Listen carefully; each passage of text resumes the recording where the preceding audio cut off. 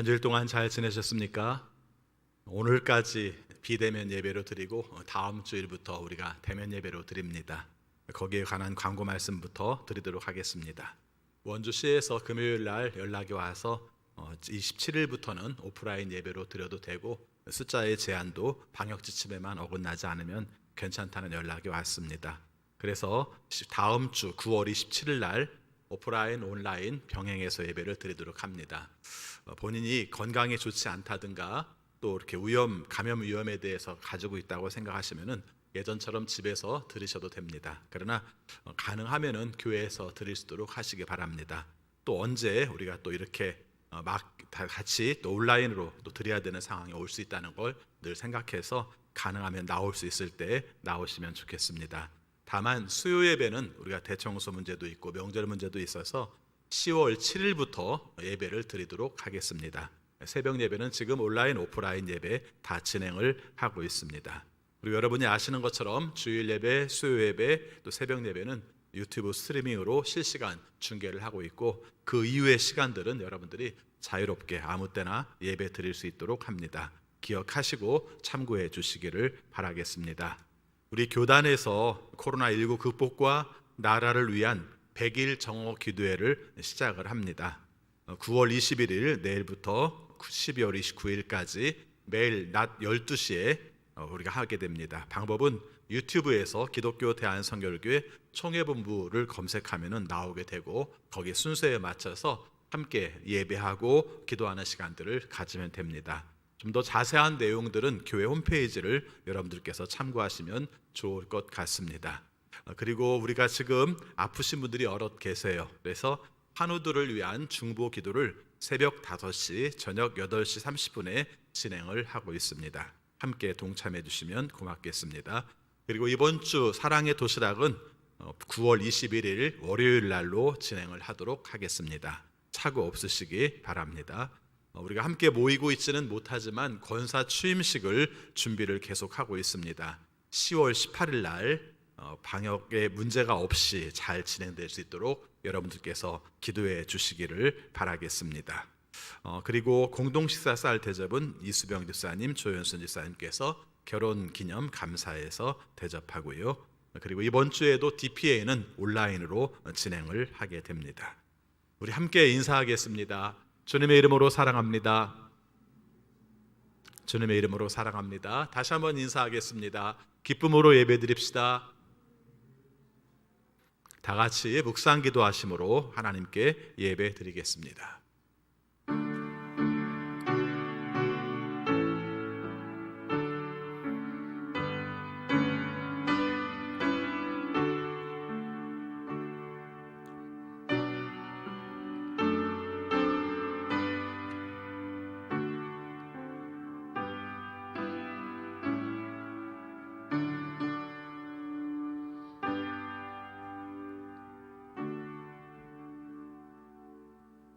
백성아, 우리 하나님을 찬양하여라. 그분을 찬양하는 노랫소리 크게 울려 퍼지게 하여라. 우리의 생명을 붙들어 주셔서 우리가 실족하여 넘어지지 않게 살펴주신다. 내 기도를 물리치지 않으시고 한결같은 사랑을 나에게 거두지 않으신 하나님 찬양 받으십시오. 아멘. 사랑의 아버지 하나님, 저희들을 사랑하셔서 지난 한 주일 동안 주님의 은혜 가운데 살게 하심을 진심으로 감사드립니다. 주 앞에 부름받고 나온 저희들 온전하게 예배 드리고 싶습니다. 성령으로 충만하게 하시고 하나님의 임재하심을 경험하여 하나님 앞에 온전히 예배하는 우리 모두가 되게 하여 주옵소서. 주님이 원하시는 뜻대로 살려고 노력하였지만 주님 앞에 섰을 때에 우리가 온전하지 못함을 주 앞에 고백합니다. 우리의 죄를 용서하여 주시고 하나님의 은혜로 새 마음을 갖게 하셔서 하나님께 온전히 예배하게 하여 주옵소서. 예수 그리스도 이름으로 기원하옵나이다. 아멘. 다 같이 일어나셔서 경배 찬송 28장 모든 이름 위에 뛰어난 이름 이어서 부르시겠습니다.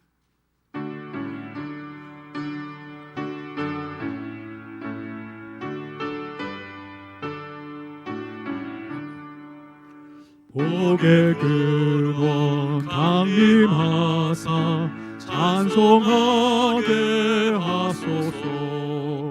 한량없이 자비하심 증량할 길 없도다.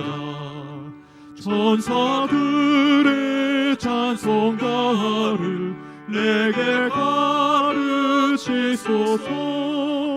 구속하신 그 사랑을 항상 찬송합니다.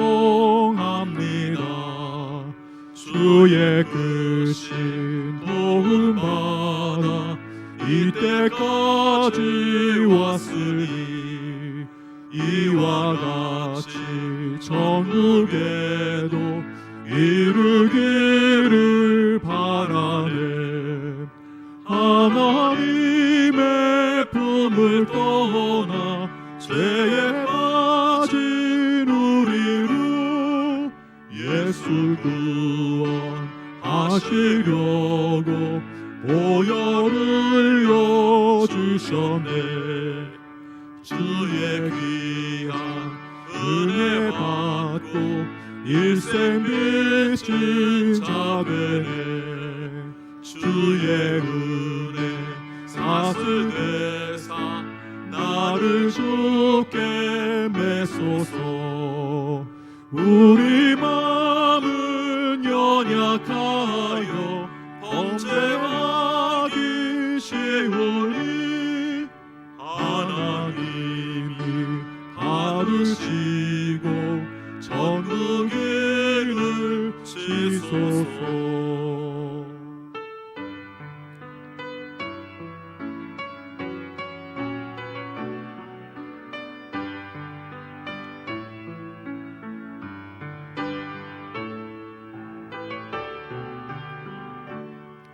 모든 이름 위에 뛰어난 이름 예수는 주, 예수는 주. 모든 무릎 꿇고 경배를 드리세. 예수는 만유의 주님. 예수는 주, 예수는 주. 온 천하 만물을 얻어 그 보좌 영광을 돌리세. 예수, 예수, 예수는 주. 모든 이름 위에 뛰어난 이름, 모든 이름 위에 뛰어난 이름 예수는 주, 예수는 주.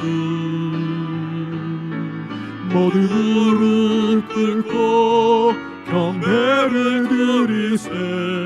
예수는 만유의 주님. 예수는 주, 예수는 주.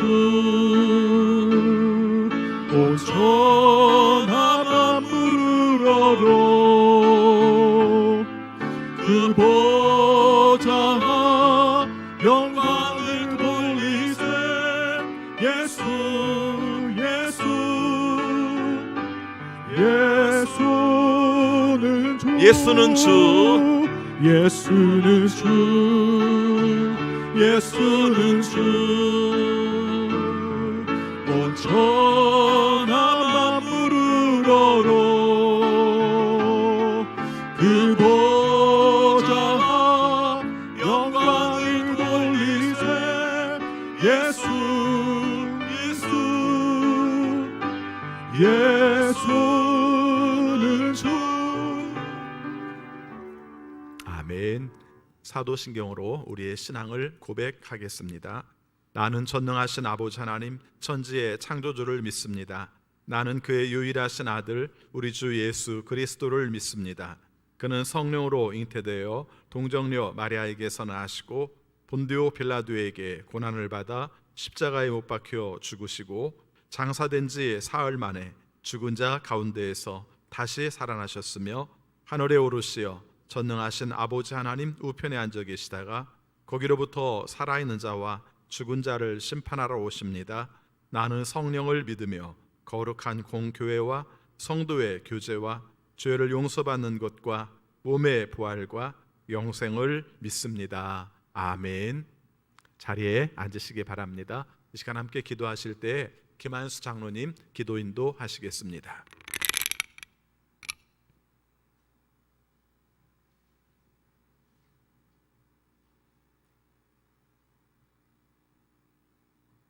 사랑하는 아버지 하나님, 감사와 찬양을 드립니다. 저희를 자녀 삼으시고 영원한 생명 주시니 참으로 감사합니다. 코로나19로 인한 상황 속에서도 우리들이 생명과 건강, 가정과 삶의 터전을 지켜주시고 마땅히 행할 길로 날마다 인도해 주시는 하나님 아버지, 오늘도 각자의 처소에서 예배를 드립니다. 우리의 마음의 생각과 세상의 염려와 근심 걱정 다 하나님께 맡기고 예배에 집중할 수 있도록 도와주시옵소서. 우리 온 마음과 정성 다해 예배 드릴 때 하나님 기쁘게 받아 주옵소서. 하나님 아버지, 인간의 죄악으로 인해 코로나19가 발생하고 확산되었습니다. 우리의 죄악을 용서해 주시고 이런 상황이 속히 해결되어 모든 성도가 함께 모여 기뻐하며 예배 드릴 수 있도록 하나님 역사하여 주옵소서. 행여 이런 상황이 주는 평안함이 익숙해져서 예배 드리는 것을 가볍게 여기지 않게 도와주옵소서. 저희들 국내외 정세가 급변하고 가치관이 혼란스러운 때를 살아가고 있습니다. 이런 때이기에 더욱 하나님의 약속의 말씀만 믿습니다. 그 말씀을 인생의 반석으로 삼습니다. 저희들에게 많은 원수가 있습니다. 질병도 있으며 환난도 있습니다. 우리 가정과 사회를 해치려는 세력도 있습니다. 이 원수들의 세력에서 저희를 보호하여 주옵소서. 시편 46편 1절에 하나님은 우리의 피난처시요 힘이시니 환난 중에 만날 큰 도움이시라고 찬양하였습니다. 이 찬양이 오늘날 저희들의 찬양이 되게 하여 주옵소서. 이 나라와 민족을 주장하시는 하나님 아버지, 이 나라가 공의로운 나라가 되게 하옵소서. 정직하고 성실한 백성들이 존귀함을 받고 하나님의 섭리에 의해서 다스려지는 복된 나라가 되게 하옵소서. 대통령과 모든 위정자들을 붙잡으시며 하나로 뭉쳐지는 나라가 되게 하옵소서. 하나님 아버지, 특별히 경제적으로 어려운 가정과 육신이 연약한 지체, 병상에 있는 분들을 기억하여 주옵소서. 군에 있는 자녀들을 지켜 주옵소서. 고통받는 우리의 이웃에게 은혜를 내려 주옵소서. 이 나라 이 사회의 모든 갈등과 분열이 사라지게 하옵소서. 우리의 연약함을 항상 도와주시고 앞길을 인도하여 주옵소서. 더 크신 위로와 힘을 주셔서 우리 피난처가 되시는 하나님께 소망을 두고 살아가는 믿음의 성도들 되게 하여 주옵소서. 힘든 시기에 교회를 섬기고 이끄시는 김동호 목사님, 이성진 목사님, 영육간의 강건함을 더하여 주옵시고 애통하며 간구하는 모든 기도의 이유에 응답하시고 역사하여 주시기를 간절히 바라오고 원하옵나이다. 아버지 하나님, 이 시간도 우리의 마음이 옥토가 되어 주의 은혜를 사모하게 하시고 저희 마음이 가난해져 싸우니 주의 은혜를 부어 주옵소서. 우리 영혼에 하늘의 은혜를 넘치게 부어 주옵소서. 세우신 담임 목사님, 성령의 능력으로 충만케 하시고 선포되는 말씀이 우리 심령의 골수를 쪼개는 성령의 검이 되게 하옵소서.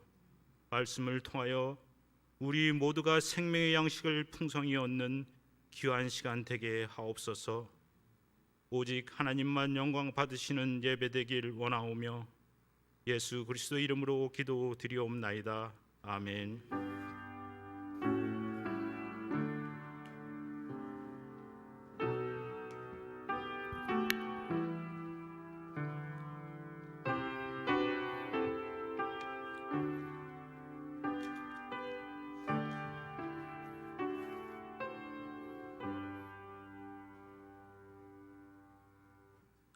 하나님 말씀 구약성경 창세기 36장 1절부터 8절까지 봉독하겠습니다. 창세기 36장 1절입니다. 에서 곧 에돔의 족보는 다음과 같다. 에서는 가나안 여인 세 사람을 아내로 맞아들였다. 아다는 햇사람 엘론의 딸이다. 오홀리마바는 히윗사람 시브온의 딸 아나에게서 태어났다. 바스맛은 이스마엘의 딸이며 느바요스의 누이다. 아다는 엘리바스를 낳고 바스맛은 르우엘을 낳고 오홀리바바는 여우스와 얄람과 고라를 낳았다. 이들은 에서의 아들인데 에서가 가나안 땅에서 얻은 아들들이다.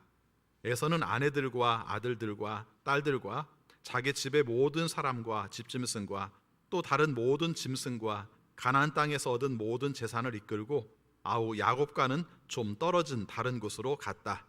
두 사람은 재산이 너무 많아서 함께 살 수 없었다. 그들은 특히 집짐승이 많아서 거기에서 그대로 살 수 없었다. 그래서 에서 곧 에돔은 세일산에 자리를 잡았다. 아멘. 거룩한 주일 온라인이지만 주 앞에 나와 예배하시는 여러분 모두에게 하나님의 크신 사랑이 함께 하시기를 축원합니다. 야곱에 관한 이야기를 우리가 16번째 지금 함께 살펴보고 있습니다. 그 내용들을 보면 지금 이제 야곱의 인생의 뒤후반부 부분을 살고 있다는 것을 우리가 알게 됩니다. 인생으로 말하면 내리막길로 가고 있습니다. 우리가 읽은 말씀의 바로 앞부분에 보면은 그 짧은 부분 가운데 베델로 다시 올라가 하나님을 만난 이후에 여러 가지 사건들이 되게 많이 있었습니다. 리브가의 유모 드보라가 죽어 장사 지냈다. 이게 왜 중요한지는 모르겠는데 이것이 성경에 기록되어 있고요.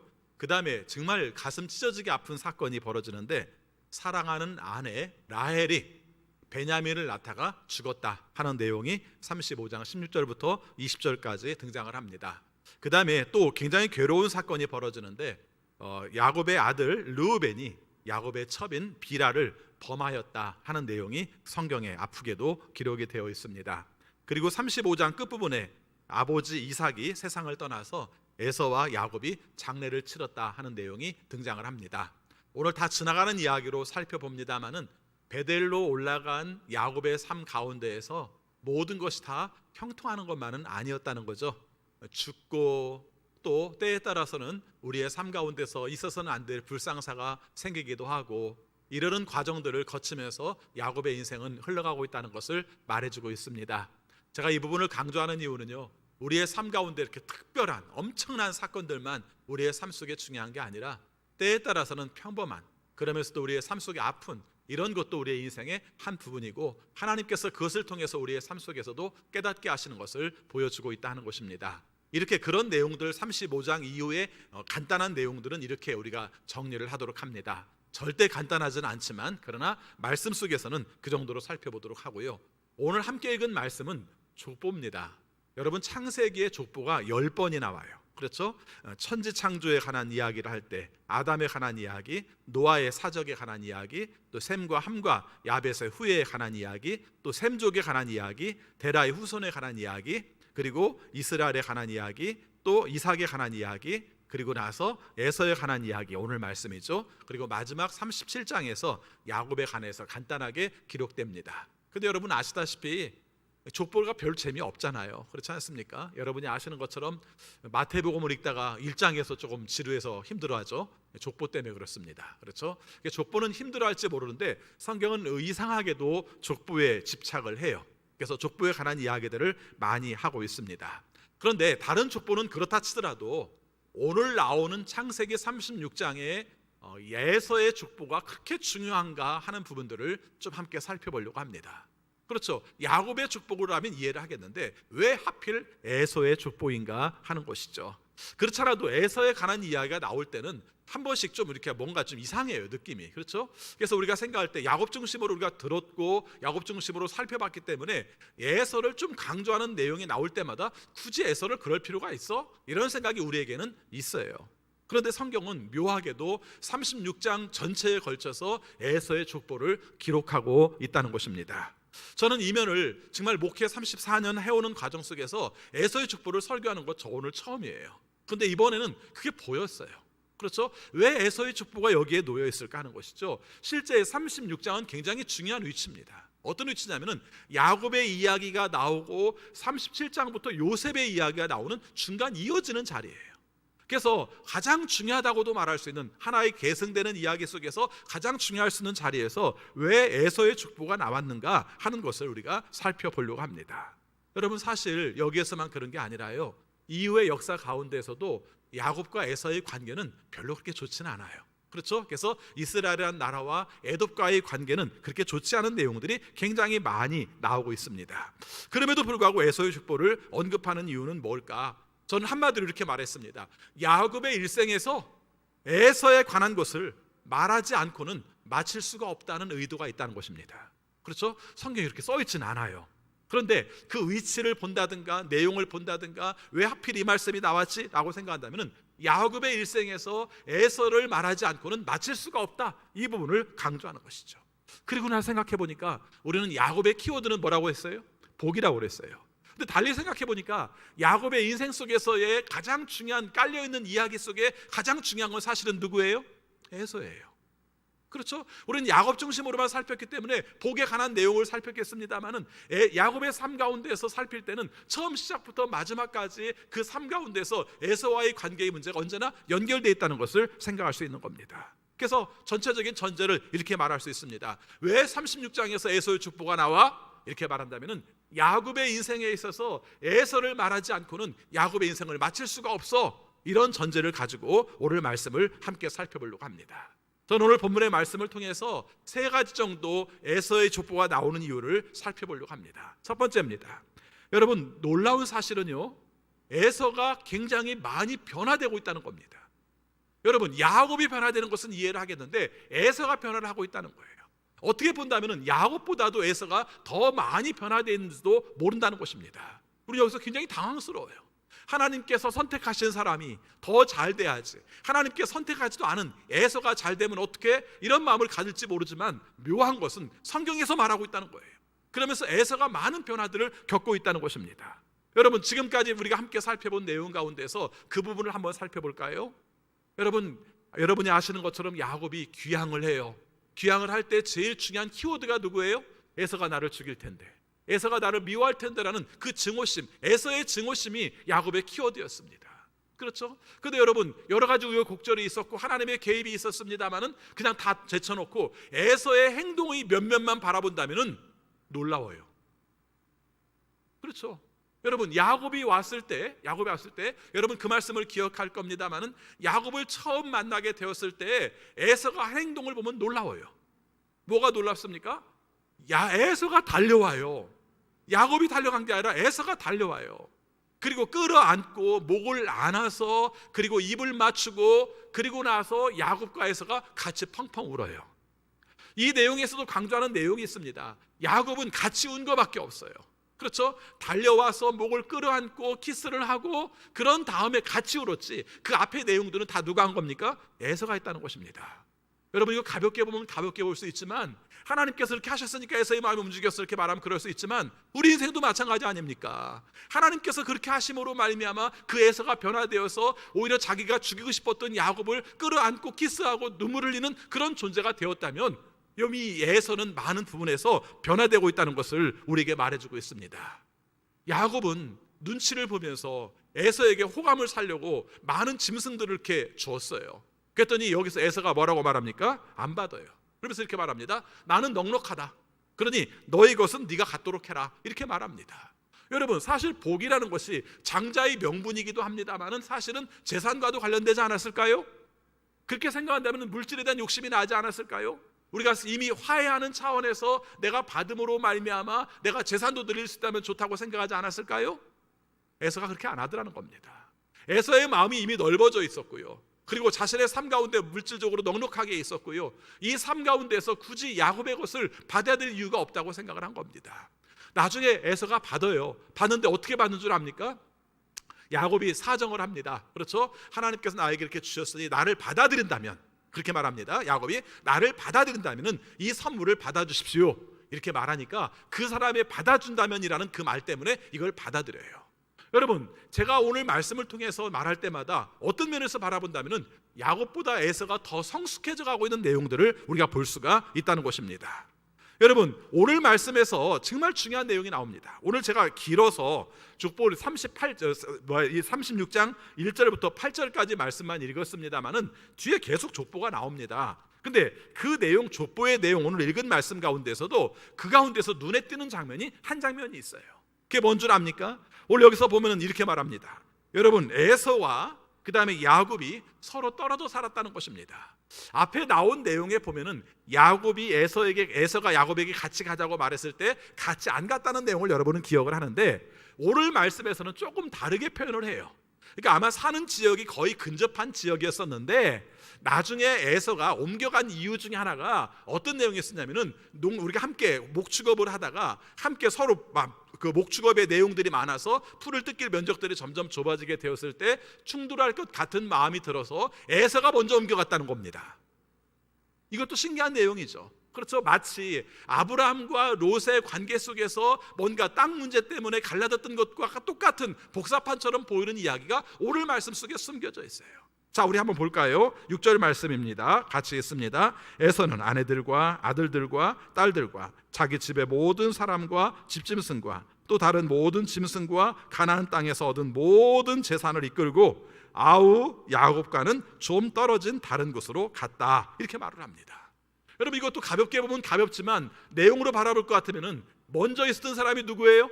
에서겠죠. 당연히 야곱이 나중에 왔잖아요. 그러니까 당연히 야곱에게 말할 겁니다. 야, 우리 충돌하지 않기 위해서 네가 좀 멀리 떠났으면 좋겠어, 이렇게 말할 텐데 오늘 말씀을 보면 어떻게 말하고 있습니까? 그렇게 말하지 않고 에서가 사람들을 데리고 멀리 떠났다, 야곱과 좀 먼 지역으로 가게 되었다, 이렇게 말합니다. 7절 말씀 보니까 떠나게 된 이유가 다 재산이 많아서 그랬다는 겁니다. 7절에 같이 읽습니다. 두 사람은 재산이 너무 많아서 함께 살 수 없었다. 그들은 특히 집짐승이 많아서 거기에서 그대로 살 수 없었다. 그렇죠. 땅의 한계, 목축업에 있어서 풀의 한계가 있기 때문에 더 이상 머물 수가 없었는데 머물 수 없는 가운데 떠나게 된 사람이 누굽니까? 야곱이 아니라 에서였다는 것입니다. 여러분, 제가 지금까지 계속 야곱 이야기라는 주제로 말씀을 전하면서 갑자기 왜 에서 편들어 할지 모르겠습니다만은 아닙니다. 오늘 여기서 우리가 정말 중요한 문제는 에서를 통해서 우리가 야곱이 깨닫는 면들이 상당히 많았을 거라는 거예요. 그렇죠. 어쩌면 저렇게 저럴 수가 있을까? 나 같으면 저렇게 못했을 텐데, 나를 원수처럼 생각할 텐데 어쩌면 계속해서 나에게 양보하고 나에게 그런 모습을 보여주지. 이것이 바로 야곱이 느끼는 에서의 모습이라는 것을 말하고 있는 것입니다. 여러분, 저는 이 말씀을 읽으면서 이렇게 우리가 적용을 해보려고 합니다. 또 이 말씀을 읽으면서 약간 좀 두려운 마음이 생깁니다. 그렇죠? 여러분, 우리의 삶 가운데에서 사실은 나와 대립되는 사람은 내가 원수라고 생각을 하잖아요. 그렇죠? 나와 대립되는 사람은 내가 원수라고 생각을 해요. 언제나 정당성은 누구에게 있습니까? 나에게 있다고 생각을 해요. 근데 야곱과 에서의 이야기 속에서 야곱의 원수는 에서가 맞아요. 근데 실제적으로 한번 객관적으로 생각해 봅시다. 야곱의 삶 가운데서 에서가 원수가 된 이유가 사실은 누구 때문입니까? 엄격히 말하면 야곱 때문이죠. 에서는 미워하지 않고도 살 수 있었을지도 모릅니다. 근데 야곱이 가로챈으로 말미암아 사실은 에서가 야곱을 미워하는 관계가 되었다는 거예요. 이 객관적 사실을 우리는 잊어버릴 때가 너무 많아요. 그리고 우리 자신이 주인공이니까, 내 삶의 주체가 나니까 나와 대립되는 사람은 무조건 원수라고 생각을 합니다. 이것이 야곱이 깨달아가는 중요한 면이라고 보는 것이죠. 내 생각과 다른 사람은 다 내 원수입니다. 그래서 내가 비난하고 공격하고 그렇게 우리가 이기는 것이, 사탄을 물리쳐 이기는 것이라고 생각할 때가 많습니다. 기독교의 신앙에는 특히 그런 요소가 많아요. 그렇죠. 하나님과 대립되는 요소들은 우리가 물리치려고 하는 것은 좋은데 거기에서 우리가 묘하게도 잘못되는 내용 중에 하나가 어디 있는 줄 아십니까? 내 생각과 다른 사람, 나와 반대되는 사람, 이 사람들은 하나님께서도 미워하실 것이라고 생각을 한다는 거예요. 근데 오늘 말씀 보니까 아니에요. 오히려 하나님께서 야곱만 변화시킨 게 아니라 에서를 변화시켜서 오히려 에서를 통해서 야곱을 깨닫게 하는 요소가 있더라는 겁니다. 저는 이 면을 좀 더 깊이 봤으면 좋겠어요. 우리가 신앙생활을 하면서 관계 속에서 우리가 정말 내가 하나님과의 뜻 가운데 사는 것은 중요하지만 다른 사람의 내용들을 늘 원수로 몰아붙여 놓고 늘 그 사람들에 대해서 적대적인 감정을 가지고 사는 것이 우리의 신앙 가운데서 좋은 것이라고만 생각하고 있다면 이걸 우리가 다시 생각할 필요가 있다는 것입니다. 여러분, 한번 생각해 보시기 바랍니다. 어떻게 봤더니 내가 원수로 생각했던 사람이 나보다 더 변해 있어요. 이거 얼마나 놀라운 사실이에요. 나는 이 말이 굉장히 충격적이에요. 나는 하나님 앞에서 열심히 살아갔다고 생각했는데, 근데 그 사람을 내가 원수로 여기고 살았는데 어느 날 보니까 그 사람이 하나님이 원하시는 더 온전한 모습으로 살고 있더라는 겁니다. 이 부분에 대해서 우리는 너무 가볍게, 그가 아무리 깨끗하게 산다 할지라도, 그가 아무리 변했다 할지라도 나는 하나님을 믿으니까 내가 더 오라, 이렇게 말하지 말자는 겁니다. 그렇죠? 하나님께서는 우리를 의롭게 여기신다 할지라도 하나님께서는 그 사람도 변화시켜서 의롭게 여기신다는 것을 놓치지 말자는 것입니다. 변했어요. 에서가 변했습니다. 여러분, 조금 전에도 그런 말씀을 했습니다마는 어떻게 보면은 장자권을 빼앗긴 사람이 에서였는데, 그런 가운데서 억울하고 분노와 증오로 한평생을 살 것 같은 에서가 그렇게 살지 않았더라는 겁니다. 오히려 너그럽고 야곱을 품고 그로 말미암아 변해진다는 이 장면의 이야기가 오늘 우리의 삶 속에서 새로운 도전이 되지 않겠습니까? 우리가 어쩌면은 가해자이면서도 피해자 코스프레를 하고 있는지도 모르겠어요. 그렇죠? 여러분, 에서가 피해자인데 야곱 입장에서는 에서가 나를 죽이려고 해요. 그래서 에서가 나를 죽이려고 하기 때문에 그는 가해자예요 라고 이야기하는 부분이 얼마나 많겠냐는 겁니다. 요즘 기독교가 어떤 대상을 원수화시키는 자리, 그 자리에 우리가 바라본다면 이런 모습들을 우리가 발견할 수 있지 않겠는가 하는 것입니다.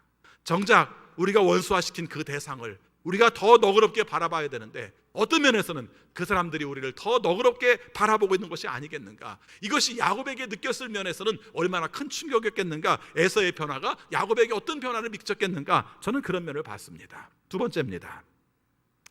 하나님의 구원의 경륜에서 중심 역할은 분명히 야곱이 맞습니다. 근데 그렇다고 해서 하나님께서 에서의 삶을 배대시킨 것도 아니라는 겁니다. 여러분, 이 말이 평범하게 들릴지 모르겠습니다만은 사실은 우리가 이 말들을 잘 받아들이고 싶어 하지 않아요. 하나님이 야곱을 사랑하셨으면 야곱만 사랑하셔야지 왜 에서도 사랑해요? 이렇게 생각하고 싶어 합니다. 여러분, 그런 마음 버리세요. 성경에서 말하는 내용 중에서 하나님은 야곱도 사랑하시고 에서도 사랑하시다는 것을 강조하고 있습니다. 우리의 삶 가운데서 그렇게 말합니다. 실제 그런 경우가 많죠. 마태복음 20장에서 포도원의 품삯지부라는 이야기에서도 그분들을 강조합니다만은 일상생활에서도 그렇게 많이 합니다. 내가 누구에게 선물을 했습니다. 그리고 다른 사람에게 선물을 했습니다. 그랬더니 이 사람이 생각합니다. 나만 준 줄 알았더니 다른 사람도 줬네요. 이렇게 말을 합니다. 그러면 안 됩니까? 그러면 안 되나요? 여러분, 우리의 삶 가운데서 나만 선물을 받았다고 생각해야 좋아해야 됩니까? 나도 받고 저 사람도 받았기 때문에 더 좋아하면 안 됩니까? 이게 우리의 신앙 가운데서 주는 굉장히 중요한 주제예요.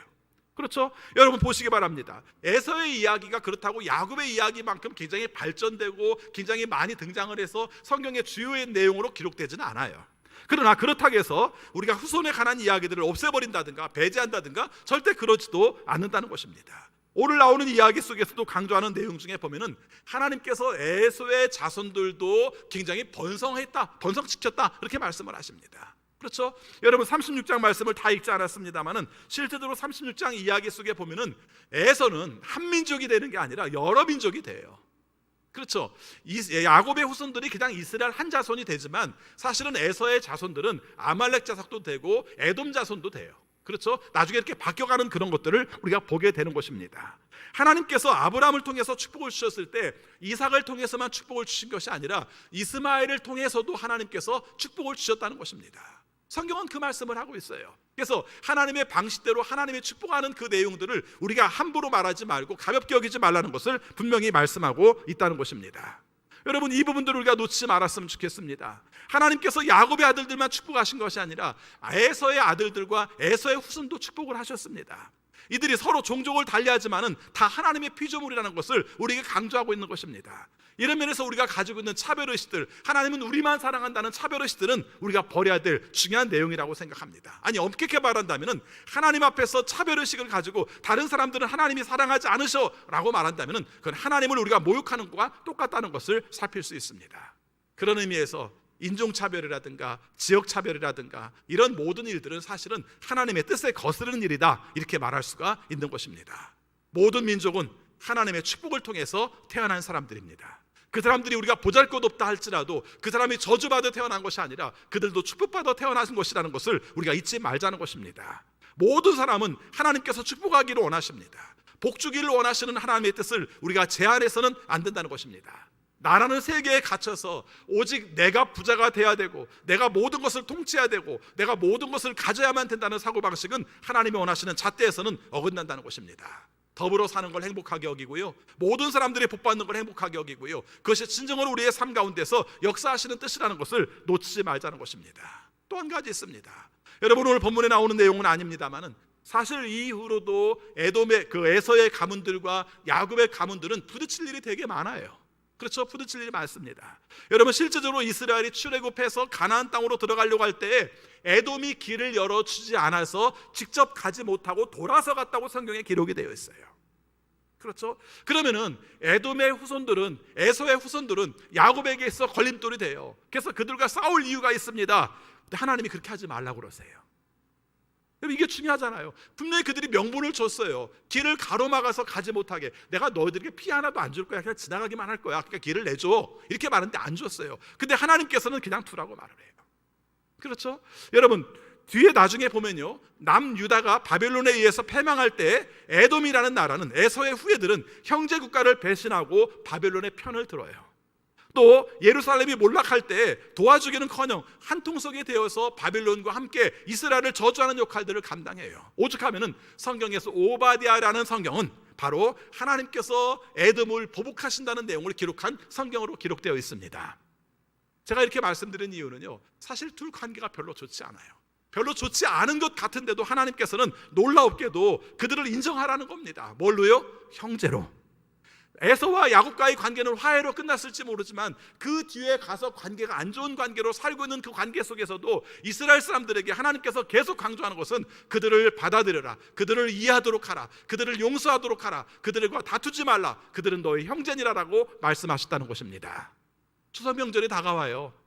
추석 명절이 다가와서 금년에는 이게 복인지 저주인지는 모르겠습니다만은 집에 안 가는 게 좋은 일이다, 뭐 이렇게 되고 있습니다. 근데 어쨌든지 간에 모이겠죠, 만나겠죠.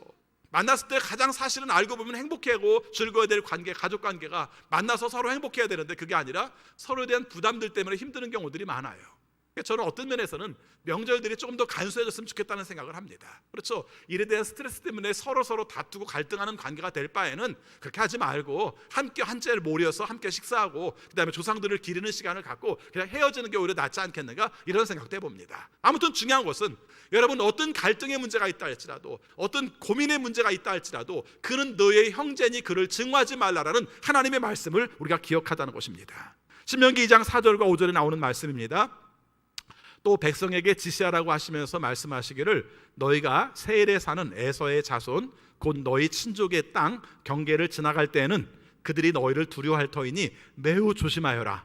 그들의 땅은 한치도 너에게 주지 않았으니 그들과 다투지 말아라. 세일산은 내가 에서에게 유산으로 주었다. 하나님은 왜 우리 편만 들어주시지 자꾸 이렇게 에서의 편을 들어주세요 라고 말할지 모르는데, 하나님은 공정하게도 야곱에게 말하죠, 이스라엘 후손들에게 말하죠. 그들의 땅은 너희들에게 준 게 아니야. 그러니까 절대 그냥 지나가도록 해야 돼, 조용히 지나가도록 해야 돼, 그 땅은 그들에게 준 거야 라고 말씀을 하셨다는 것입니다. 신명기 23장 7절 말씀에서도 이런 말씀을 합니다. 당신들은 에돔 사람을 미워해서는 안 됩니다. 그들은 당신들의 친족입니다 라고 말씀을 하고 있다는 것입니다. 여러분, 우리의 인생 가운데서 하나님께서 주역만 쓰시는 게 아니라 조연으로도 쓰세요. 내 삶의 주인공은 나예요. 맞습니다. 그러나 전체적으로 어울려 살아가는 삶 가운데서는 우리가 조연인 경우도 많아요. 그런데 조연이라고 해서 그것이 잘못된 겁니까? 아니라는 것입니다. 하나님께서 야곱을 통해서 이루시는 것도 있지만 에서를 통해서 이루시는 것도 중요한 역할이라는 거죠. 에서가 어떤 면에서는 드라마의 주연이 되지 못하고 조연처럼 보일지 모르지만은, 그러나 그것으로 말미암아 아름다운 삶들을 영위하게 하는 것이 바로 하나님의 뜻이라는 것을 저는 생각합니다. 여러분, 미스터 선샤인을 보면서 제가 그런 생각을 했었어요. 김태리라는 배우가 굉장히 중요한 역할을 했어요. 주연 역할을 했던 거죠. 여주로서 역할을 감당을 했습니다. 그런데 저는 김태리 못지않게 봤던 사람 중에 하나가 이정은이라는 배우입니다. 그렇죠? 나이도 시운이 넘었어요. 그리고 지금까지 봤던 과정 속에서 빼어나게 예쁜 모습으로 드러난 적이 없은 사람입니다. 근데 그 사람의 역할, 정말 그 역할 속에서 김태리를 빛나게 해주고 그 역할 속에서 모든 것들이 자기는 파멸되고 없어지는 존재로 나타나지만 그것으로 말미암아 드라마를 아름답게 만드는 장면도 있었다는 것입니다. 여러분들에게 에서가 되라고 말하고 싶지는 않아요. 야곱의 위치 속에 서 있는 것 좋다고 생각을 합니다. 근데 어떤 경우에는 내가 내 뜻과 다르게도 야곱의 위치가 아니라 에서의 위치에 서야 될 자리도 있을 수 있다는 겁니다. 그런데 그때 그것을 저주스럽게 생각하지 말고, 그것을 부끄럽게 생각하지 말고, 하나님께서 나에게 맡겨주신 맡겨주신 역할들을 최선을 다하면 남들이 바라볼 때는 조연일지 모르지만은 하나님의 역사 속에서 내 인생 가운데서는 주연과 같은 삶을 살 수 있다는 것입니다. 사실 알고 보면 우리의 인생이 이렇게 맨날 주연 같은 삶을 사는 건 아니잖아요. 오히려 우리가 조연, 아니 어쩌면 엑스트라 같은 삶을 살지도 모르지만 그 삶에 최선을 다함으로 말미암아 빛나게 조명시켜주는 장면이 바로 에서를 통해서 하나님께서 이루신 역사라는 것을 말씀하고 있습니다. 세 번째입니다. 여러분, 오늘 말씀을 통해서 강조하는 내용, 어쩌면 제일 중요한 내용이 될 수 있습니다만은 이삭과 야곱의 관점 속에서 오늘 에서의 족보를 바라볼 때 이렇게 말하고 싶습니다. 지금까지는 에서가 변했어요, 하나님께서는 에서 축복해요, 이런 내용을 말했다면 이제는 야곱의 관점 속에서 이 말씀들을 바라보려고 합니다. 나그네 인생이에요. 우리의 인생이 나그네 인생인데 나그네 인생 가운데에서 제일 중요한 문제가 뭘까라고 생각해 보면 여러 가지 많겠죠. 근데 그 중에서 알고 보면은 뭡니까? 껄끄럽고 불편했던 이웃과의 관계가 원만하게 이루어져 가는 것이 우리의 인생에 있어서 가장 중요한 내용이라고 저는 생각합니다. 사실 인생은 누구를 만나느냐에 따라서 굉장히 달라집니다. 그리고 어떤 사람을 어떻게 만나느냐에 따라서 내 인생이 결정되는 경우도 굉장히 많아요. 그렇죠? 결정적으로 생각해 보시면 합니다. 하나님을 만났는가, 하나님을 만나지 못했는가에 따라서 그 사람의 인생은 굉장히 달라지는 거 맞잖아요. 마틴 부보라는 사람이 그런 얘기를 했어요. 결국 나와 그것의 관계였던 존재가 나와 너의 관계로 변하는 것, 이게 바로 인생이다. 우리의 삶 속에 정말 의미 있는 것은, 그는 일반적으로 말할 때 그러죠. 그는 그런 존재야 라고 말했는데 어느 순간 너의 관계, 당신의 관계, 그래서 나에게서 없어서는 안 되는 밀접한 관계가 되는 것이 가장 중요한 관계이다. 그분이 그 얘기를 했어요. 근데 알고 보니까 그 사람의 이야기이기도 하지만 성경이 말하고 싶은 핵심이기도 해요.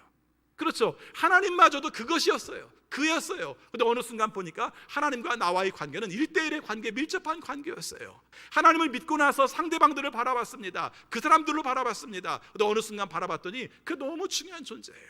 나에게는 아무 의미 없는 존재인 줄 알았는데 그가 살아가는 인생이 나와의 관계 속에서 살펴보니까 나에게 주는 교훈이 너무 커요. 이것이 우리의 삶 속에서 얼마나 중요한 의미를 갖는가 하는 것입니다.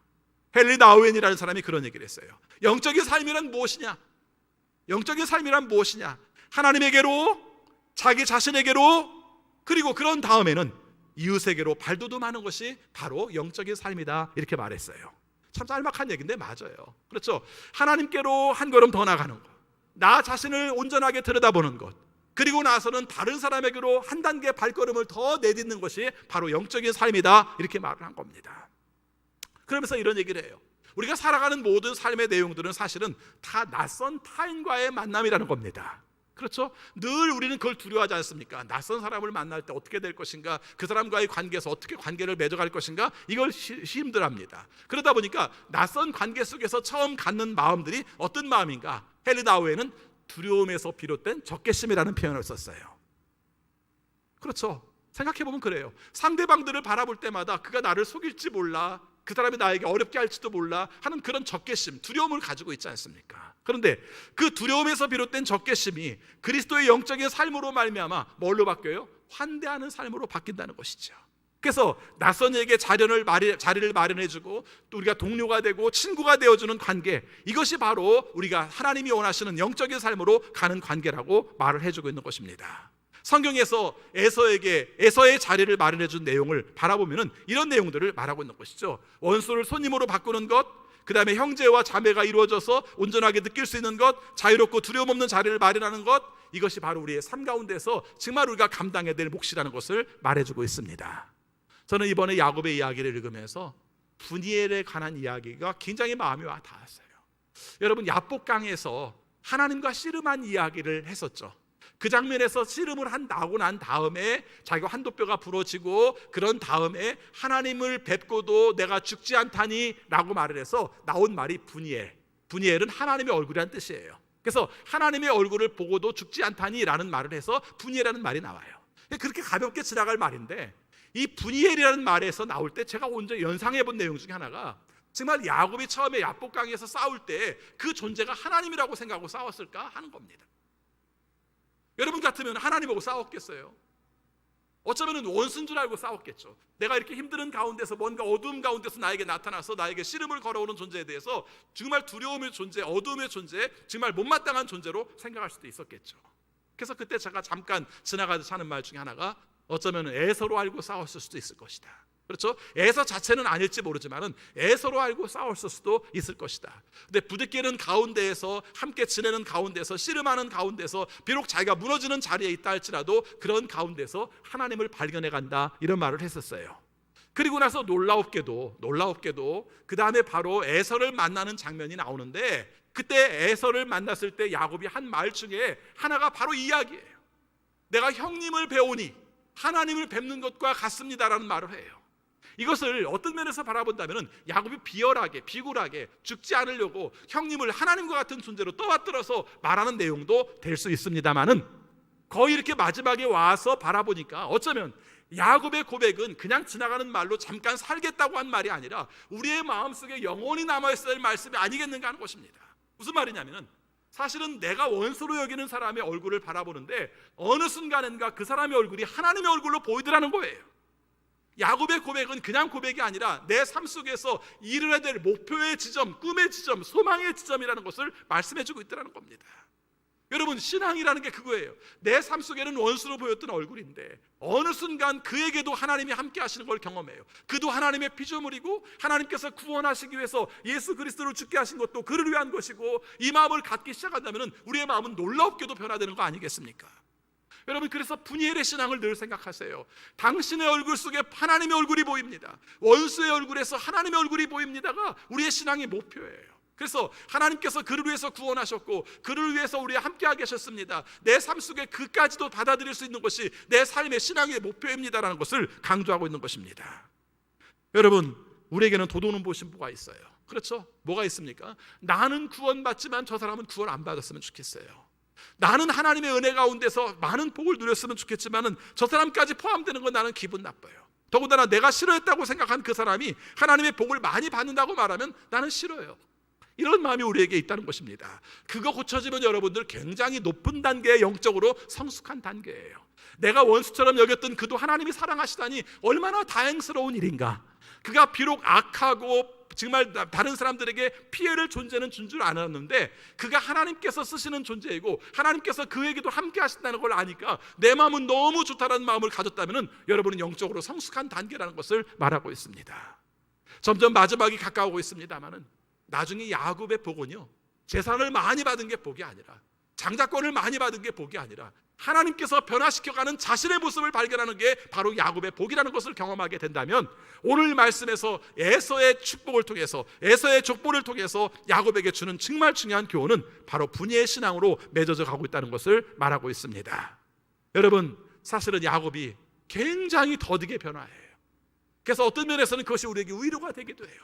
하나님께 사랑하시는 야곱이라는 존재가 굉장히 막 금방금방 변하는 줄 알았더니 어떤 면에서는 에서보다도 더디 변하는구나 하는 게 우리에게는 위로예요. 근데 그럼 안 변하는가? 아니에요. 변화해요. 조금씩 변하지만 정말 보잘것없이 변하는 것 같지만 점점 거룩한 것을 향해서 가고 하나님이 원하시는 것을 향해서 가고 있다는 걸 본다면 그것이 바로 우리에게 중요한 소망이라는 것을 말할 수 있습니다. 사랑하는 성도 여러분, 오늘 우리의 삶 속에서 신앙의 마지막 가치, 가장 중요한 것은 원수의 얼굴에게서 하나님의 얼굴이 보인다는 것이죠. 내 삶 속에서 이해할 수 없고 용서할 수 없고 받아들일 수 없다고 생각한 그 사람이 긍휼히 여겨지고 하나님께서도 그를 사랑하시다는 걸 생각하면서 그 하나님을 찬양할 수 있는 상태가 된다면 이것이 우리의 삶 속에서 너무 중요한 신앙의 상태까지 이르게 되었다는 것을 말하고 있는 것입니다. 여러분, 오늘 우리의 삶을 돌아봅시다. 우리가 매일매일 살아가는 삶 가운데서 나그네의 삶 가운데서 가장 마지막 해결해야 될 문제는 원수의 관계가 하나님께서 사랑하는 관계로, 그리고 나와의 관계 속에서 너무 친밀한 관계로, 그리고 너의 형제야 너의 자녀야라고 말하는 관계로 살아가는 것, 이것이 우리의 삶 속에 중요한 것을 말씀하고 있는 것입니다. 매일매일 바라보면 여기저기서 지뢰가 터지고 폭탄이 터지는 인생을 살아가고 있죠. 특별히 인간 폭탄들, 인간 지뢰들이 우리의 삶 속에 굉장히 많이 묻혀있는 것을 많이 경험하죠. 그래서 그 인간들 지뢰, 인간 폭탄들을 원망하지 말고 하나님께서 그들을 이해하고 그들을 받아들이고 그들과의 관계 속에서 온전하게 세워질 때 내 인생이 완성된다는 것을 강조하시는 하나님의 뜻을 에서의 축복을 통해서 보시는 여러분 모두가 되시기를 축원합니다. 기도하겠습니다. 아버지 하나님, 저희들을 사랑하셔서 하나님이 원하시는 뜻을 보며 하나님이 원하시는 길을 찾게 하심을 감사합니다. 하나님께서 야곱을 사랑하시는데 왜 에서의 축복을 성경에 기록하게 하셨을까? 저희들이 함께 고민하며 오늘 말씀을 살폈습니다. 이미 하나님께서는 야에서를 통해서도 너그러운 마음으로 변화시키는 내용을 살폈습니다. 하나님께서는 야에서가 주역은 아닐지라도 조연의 삶 가운데에서도 하나님께서 에서를 축복하시는 내용을 우리에게 가르쳐 주셨습니다. 그리고 하나님께서 우리의 삶을 통해서 야곱에게 보여주는 중요한 인생 가운데에서 에서를 용납하고 에서를 받아들이고 에서와의 관계가 친밀한 관계로 변해가는 것이 인생에 있어서 가장 영적으로 변화시키는 중요한 내용이라는 것을 말씀해 주셨습니다. 오늘 우리가 삽니다. 매일매일 가운데서 혐오와 차별과 증오로 사는 부분들이 많습니다. 때로는 크리스찬이라는 이유 때문에 그 이유로 다른 사람들을 혐오할 때도 있었음을 주 앞에 고백합니다. 어떤 경우를 할지라도 내가 희생하여 그를 받아들일지언정 내가 크리스찬이라는 이유 때문에 다른 사람들을 혐오하고 차별한 일이 없게 하여 주옵소서. 하나님의 도우심이 필요합니다. 우리의 마음 가운데는 끊임없이 경쟁적이고 비교할 수밖에 없습니다. 하나님께서 친히 도우셔서 하나님이 나를 사랑하시는 절대적인 사랑, 하나님께서 이웃을 사랑하시는 것을 통해서 함께 기뻐하는 사랑, 그 믿음으로 성장할 수 있는 우리 모두가 되게 하여 주옵소서. 예수 그리스도 이름으로 기도하옵나이다. 아멘. 찬송가 540장 부르시면서 봉헌하시겠습니다.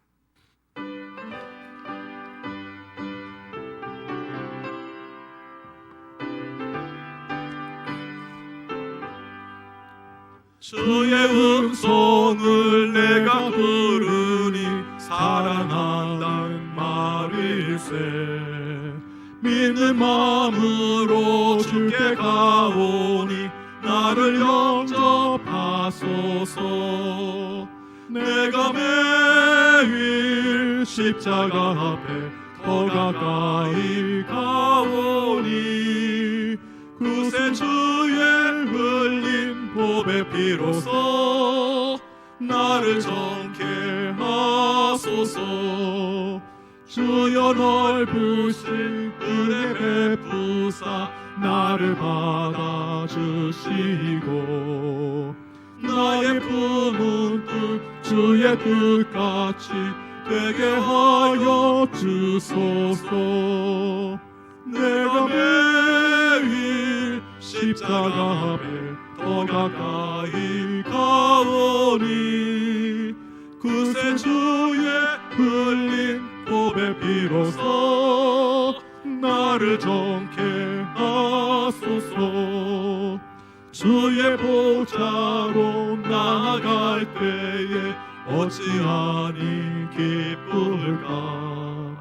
주의 얼굴을 항상 배우니 더욱 친근합니다. 내가 매일 십자가 앞에 더 가까이 가오니 구세 주의 흘린 보배 피로써 나를 정케 하소서.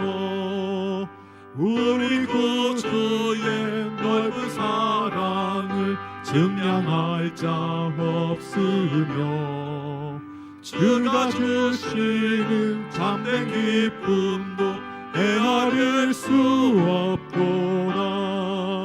내가 매일 십자가 앞에 더 가까이 가오니 구세 주의 흘린 보배 피로써 나를 정케 하소서.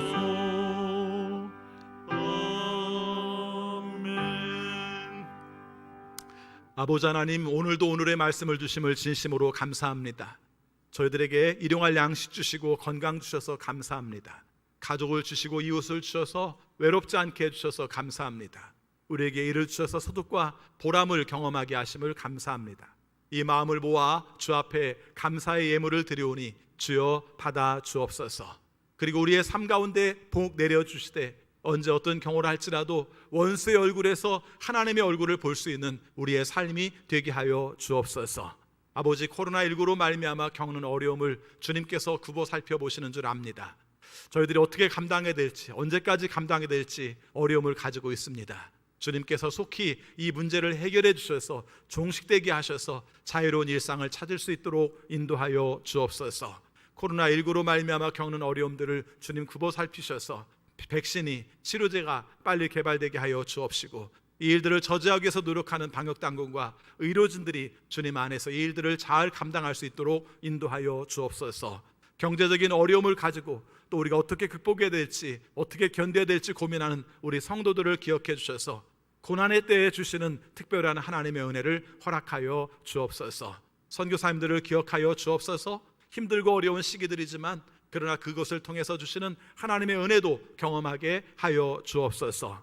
아버지, 우리 환우들이 많습니다. 항암 치료를 받는 식구들, 항암 치료 회복기에 있는 식구들, 수술 후에 회복기에 있는 식구들 다 기억해 주셔서 하나님께서 고쳐주시고 하나님께서 회복시켜 주시고 하나님께서 새 생명 주시는 은혜를 경험한 우리 모든 성도들이 되게 하여 주옵소서. 우리 어린 자녀들 중에서도 질병 중에 있는 자녀들이 있습니다. 장기적인 치료를 요하는 자녀들이 있습니다. 주님께서 기억하여 주셔서 면역력 좋아지게 하여 주시고 체질이 개선되게 하여 주시고 하나님께서 고치셨음을 경험하는 우리 어린 자녀들이 되게 하여 주옵소서. 또 장애로 태어나서 많은 어려움들을 가지고 생활하는 자녀들 불편하지 않게 하시고 감당하게 하시고 더딜지라도 주님께서 잘 성장하게 하셔서 주님이 원하시는 모습으로 변화되어 살아갈 수 있도록 인도하여 주옵소서. 우리 자녀들을 기억하여 주옵소서. 금년 한 해 동안에 학업이 제대로 이루어지지 않고 있습니다. 주님께서 친히 함께하여 주셔서 어려울 때 주시는 지혜를 허락하시고 분별력을 허락하여 주셔서 이 시대를 어떻게 감당해야 될지를 잘 깨닫고 살아갈 수 있는 자녀들이 될 수 있도록 인도하여 주옵소서. 아버지 앞에 간구합니다. 앞길도 열어 주옵소서. 진학의 길도 취업의 길도 결혼의 문도 열어주시고 또 주님께서 원하시는 가정에 또 출산의 문도 열어주셔서 하나님이 주시는 복으로 살아갈 수 있도록 인도하여 주옵소서. 아버지 앞에 간구합니다. 우리나라를 기억하여 주옵소서. 지금까지 우리가 정말 분에 넘칠 만큼 하나님의 복을 많이 받으며 살아왔습니다. 그럼에도 불구하고 우리가 만족하지 못했고 감사하지 못했음을 주 앞에 회개합니다. 주님께서 주신 것을 잘 감당할 뿐만 아니라 나만 누리는 것이 아니라 함께 더불어 누림으로 함께 행복할 수 있는 대한민국이 되게 하여 주옵소서. 특별히 지도자들을 기억하여 주옵소서. 대통령을 비롯한 이 땅의 위정자들과 각계각층의 지도자들이 깨어 있어서 그리고 하나님이 원하시는 뜻을 발견할 수 있어서 국민들의 눈물을 읽을 수 있어서 하나님께서 원하시는 뜻대로 잘 통치할 수 있도록 인도하여 주옵소서. 특별히 한국교회를 위해서 기도합니다. 우리 기독교 대한성경교회를 위해서 기도합니다. 하나님 안에서 하나 되어 모여 기도하는 일에 힘쓰고 하나님께 영광 돌릴 때에 하나님께서 원하시는 모습으로 바로 세워질 수 있는 교회들이 될 수 있도록 인도하여 주옵소서. 다음 한 주간 우리가 함께 주님의 은혜 가운데 사모하며 기다리며 오프라인 예배를 우리가 준비하려고 합니다. 이 일들을 통해서 주시는 하나님의 놀라운 은혜가 있게 하여 주옵소서. 현실에 안주하지 않게 하여 주옵시고 주 앞에 나와 예배할 때에 하나님께 영광 돌릴 때에 그것으로 우리의 삶이 회복되는 역사들을 경험할 수 있도록 인도하여 주옵소서. 예수 그리스도 이름으로 기도하옵나이다. 아멘.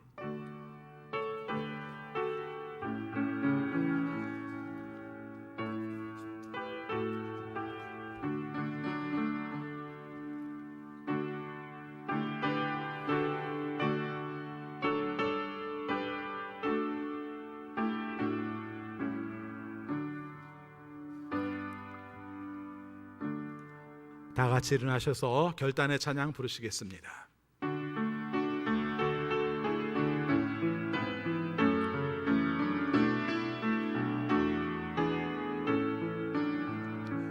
나의 힘이 되신 여호와여, 내가 주님을 사랑합니다.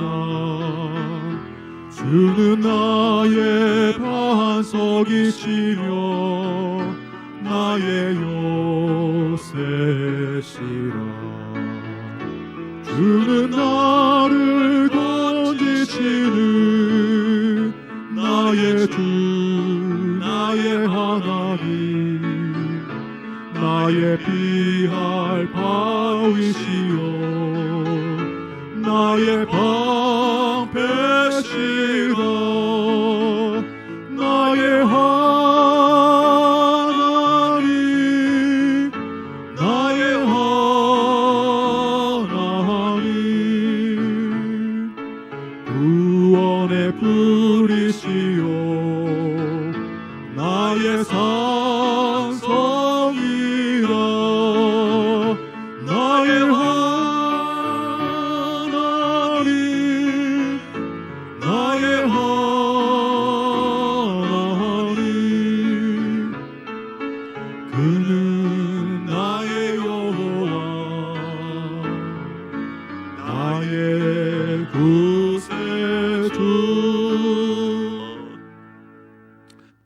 우리 주 예수 그리스도의 은혜와 거룩하신 하나님의 사랑하심과 성령님의 감화, 감동, 역사, 교통, 위로하심이 원수의 얼굴에서 하나님의 얼굴을 뵙는 우리에게 복을 허락하여 주셔서 그 뜻대로 살아가기 원하는 우리 모든 성도들에게 지금부터 영원까지 함께하옵시기를 축원하옵나이다. 아멘.